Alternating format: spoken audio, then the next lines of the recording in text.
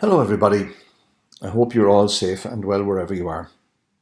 It's a wet and windy Sunday here in Ireland, and I thought I'd read you the opening pages of my novel Grace's Day because it opens on an island off the coast of West Cork.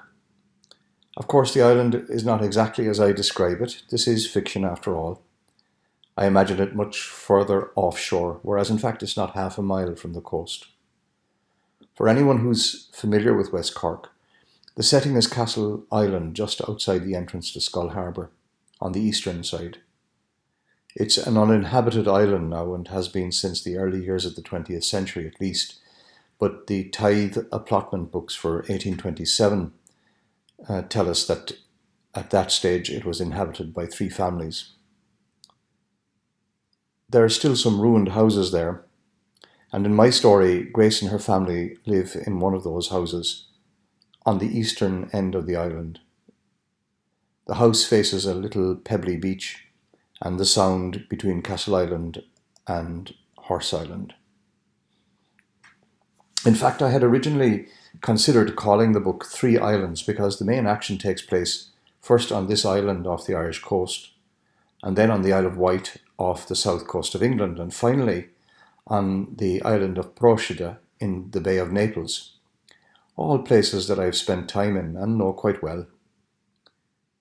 But of course, at the psychological level, the members of the family are also islands unto themselves, each wrapped up in their own state of mind. I was thinking particularly of Grace, Jeanie, and their father. So here it is, Grace's Day. A long time ago, I had 2 sisters, and we lived on an island. There was me, and Jeanie, and Em. They called me Grace, but I never had much of that. I was an awkward child. I still am, all these years later. Our house had 2 doors, one to the south, one to the north. Its garden looked toward the setting sun. It was a garden of apple trees and fuchsia, and everything in it leaned away from the wind. Dry stone walls encircled it, and sleep and children broke them down.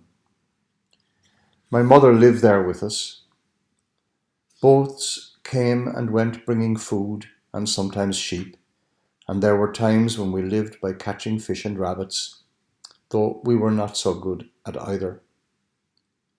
Richard Wood came in the Iliad, his wooden yawl, always it seemed when a gale of wind was threatened. He dropped his anchor in the Sound and stayed for nights at a time. Mother said he liked his home comforts. He was younger than her, though not by much, and she was younger than father. Father liked to come first, she said.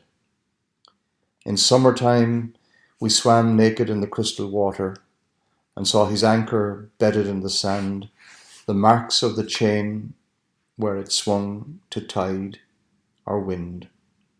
Many a time I swam down that chain, hauling myself deeper hand over hand until I could stand on the bottom.